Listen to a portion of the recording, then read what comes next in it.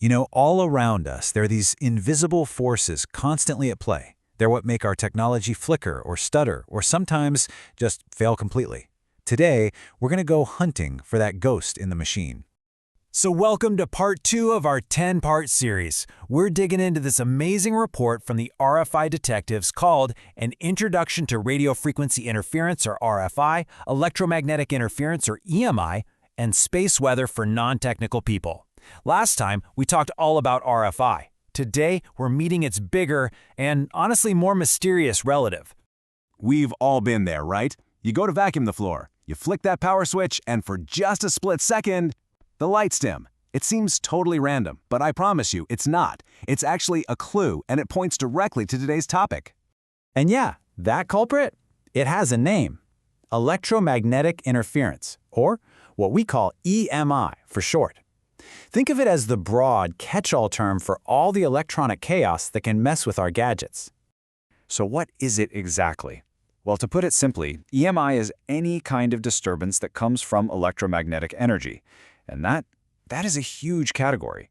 It definitely includes the radio waves we covered last time, but it also covers a whole bunch of other disruptions that have absolutely nothing to do with radio.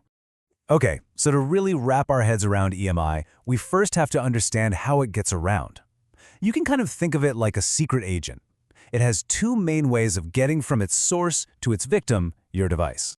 The first pathway is what we call conducted EMI. This is the interference that physically hitches a ride along wires. We're talking power cords, data cables, you name it. The second is radiated EMI. This stuff travels wirelessly, right through the air, kind of like the radio signals we've already talked about. Let's make this a little more real. Picture a big factory. Someone fires up a massive motor, and this jolt of electrical noise zips through the building's wiring, making all the computer screens flicker. That's a perfect example of conducted EMI. Now, imagine a thunderstorm. A huge bolt of lightning cracks nearby, and your TV screen instantly turns to static. That's radiated EMI. A massive electromagnetic pulse just flew through the air. All right, so I know what you're probably thinking. Where does radio frequency interference, the RFI we talked about last time, fit into all this?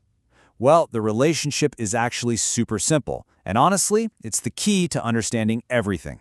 This brings us to the golden rule for telling these two apart. Are you ready? All RFI is EMI, but, and this is the important part, not all EMI is RFI. Seriously, if you remember just one thing from this explainer, make it that. It clears up so much confusion. Here's an even simpler way to picture it. Think of EMI as a big family name. Let's call them the electronic disruption family. RFI, the stuff that deals only with radio waves, is just one specific member of that family. A very loud, very important member for sure, but still just one part of the whole shebang. Let's run through a couple of quick scenarios. You hear that annoying constant hum coming from your speakers, and you trace it back to a cheap power brick. That's conducted EMI. It's traveling right through the wire, but it's not RFI. Okay, now what about this? Your neighbor gets a new super-powered Wi-Fi router, and suddenly your internet slows to a crawl. Well, that's both. It's radiated EMI, but because Wi-Fi uses radio frequencies, it's also RFI. See the difference? So, why do we even care about this distinction?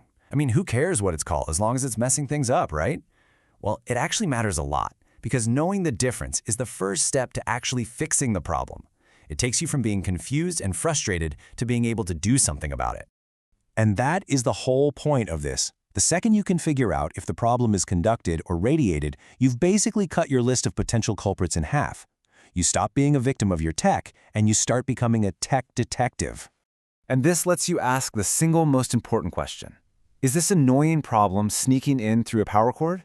Or is it literally flying through the air to get to my device? Your answer to that question points you directly to the solution. And of course, we have to give a huge thanks to the folks who make this all so clear. All of this information is based on that incredible report by the RFI detectives who are part of Virtualization Options LLC. They are the experts helping us make sense of this crazy invisible world. So, I'll leave you with this thought. The next time your phone glitches or your speakers buzz, don't just get annoyed. Look for the clues. Think about the pathways. Now that you know about EMI, what invisible forces do you think are shaping your world right now?